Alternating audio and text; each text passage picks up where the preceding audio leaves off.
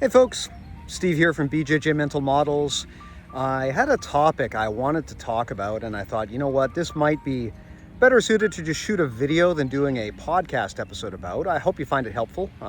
Definitely, it's been helpful to me over the years, so hopefully it'll be helpful to you as well. I wanted to talk about how to build community in Jiu-Jitsu. I'm on record as saying that I believe the most important thing in Jiu-Jitsu is community. Way more important than technical skill or career accomplishments or financial wins. I think community is ultimately the most important thing because I think it's what's going to keep people in this for the long term.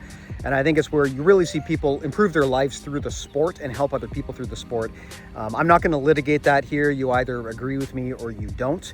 But presuming that you do agree with me, what I'd like to do is share the way that we've built community and why that's been successful for us and how you can duplicate that approach in your community as well. So for those who don't know, BJJ Mental Models is best known probably for a few things. One, of course, is the podcast, also our newsletter. But another huge reason people are part of this movement is the community. This started as a Discord. The BJJ Mental Models premium Discord is, at least I've been told by a lot of people, that it's one of the best and most active Discords in the sport. I mean, there's a lot of Discords, but a lot of them really are not particularly high quality or could be described as toxic. We really try to keep that out of ours. We've also expanded a lot into a network of meetups, events, and camps that we've been doing in North America over the last few years, and I want to keep expanding that to go global. I really think this stuff helps people a lot, especially those who aren't getting community support at the gym that they normally train at, which is unfortunately way too common. So I'm going to share the kind of three cornerstones of how we do it, the three principles that we try to follow. Again, our community is primarily digital and worldwide, but I presume that these tactics would work just as well for a physical gym or any other type of community that you want to build in meat space, so to speak. In fact, I would argue that it's probably harder to build a quality community online where everyone is so mean and toxic. So if this works for us online, I think this is going to work for you in the real world as well. So first and foremost, rule number one at BJJ Mental Models, if you want to be a part of our community, is simple. Don't be an asshole. That's it. That by far is the most important rule. When you log onto our Discord, there is a rule section. That is the one and only rule that we display. Don't be an asshole. That's it. Why? First of all, I think it's relatively self-explanatory and easy for people to understand.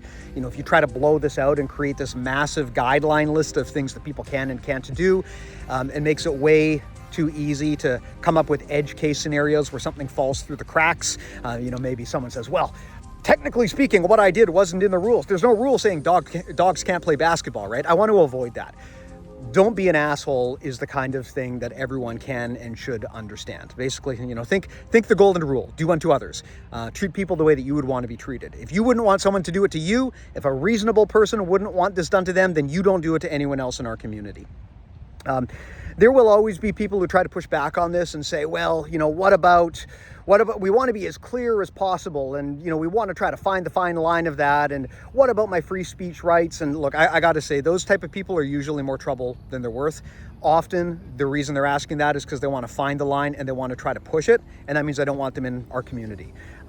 If you're the kind of person who doesn't understand what it means intuitively to not be an asshole, there's a good chance that either you're just not a good fit for us, or you're an asshole and you're trying to find the line. And either way, I'm willing to draw a line there and lose those people if it means keeping the community safe, friendly, and productive for everyone else. So that's the number one rule that we have. And I find it's a lot more easy to interpret than people might think. Rule number two is don't spread false information. Now, this is a tricky one. If someone is deliberately spreading misinformation, which we would call disinformation, that's a no-brainer, right? We don't want those people there. But a lot of the time, right, and myself included, everyone spreads false information. So this one is harder to enforce, and I'm not going to be as militant about it because often it happens by accident. I mean, with the best of intentions, we all sometimes share information that is simply untrue and we didn't know better. And that's where when it comes to interpretation, if I'm not sure if the person was doing this on purpose or not, I'll fall back to rule number one. Don't be an asshole. If I take a look at what they're doing and I think that they're being an asshole with how they're spreading misinformation, they're clearly spreading false stuff to try to, to argue or litigate a point that they really want to make. They don't care what the other people have to say. They're trying to push an agenda that is detrimental to the other people in the community. At some point, it crosses over into the line of being an asshole, and that's where I'll take action. If, on the other hand, someone just accidentally posts something wrong and you correct them and they fix it, no harm done, right? That's why that first rule is so important. But this one is important too. And again, this will touch on people who argue about their free speech rights and don't I have the right to spread misinformation if I want.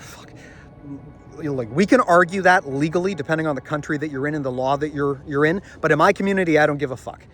If you're spreading bad information, that's going to hurt people in our community. And I'm not just talking about like medical health or stuff. I want our community to be a trusted source of information.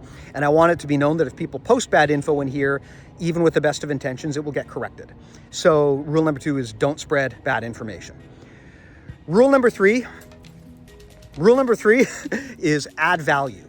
I don't like it when people just post their hot takes and opinions and it adds nothing to the conversation. I see this a lot in YouTube comments, right? I'm sure when I post this video, someone will reply and say, well, I don't agree. Cool. You're allowed to not agree. But why? What's the value you're adding? How are you furthering the conversation and our collective knowledge by saying that? If you're just going to jump in and shit on people and say, I don't agree with what you're saying, I don't like what you're saying, that doesn't add value. And done in a certain way and done frequently enough, it treads very closely to that first rule of don't be an asshole, right? It's one thing to say you don't like something. I encourage people to speak up and be critical and course correct if other people are saying things that aren't optimal or, again, they're spreading bad info, but always be adding value to the conversation. You just jumping in and saying, I like this or I don't like this doesn't add value. The purpose of a community is to uplift the people in the community, make everyone better. If your comments are just being critical with no path to making them better, then, at some point you're going to trip into that, are you an asshole category. Now, again, this is I'm not saying that we enforce this militantly, right? Because everyone does this here and there, and it's not a crime to just kind of jump in with your 2 cents. So I'm not going to make a big deal out of this, but at some point, done frequently enough, intuitively, this is going to cross into asshole territory and it needs to be corrected, right? So those are the 3 things that we do in our community. Number 1, right? Don't be an asshole. Number 2, don't spread false information. And number 3, always add value. You do those 3 things and you're an upstanding member of any community, especially ours. Again, I really think that at a high level, these are concepts that you could apply to building any sort of community. And we've said many times on the podcast, right? Community is about leadership. It's about what the leader is willing to tolerate. And these 3 principles have helped me a lot in building our digital community. Again, I think building a digital community is probably much more difficult than building an in-person one. And when it comes to just the quality of the character of people that sometimes wander in the door. So if it works in an online environment, I fully expect it would work in an in-person one. But that said, this is your chance to add value, right? So if you disagree with me or if you've got more to add, I want to know what's worked for you. I want to learn from you. So please hop in the comments and tell me, what do you do as a community leader? What am I missing here? Let's get the ball rolling on this. But thank you as always for listening. I do hope that this was helpful.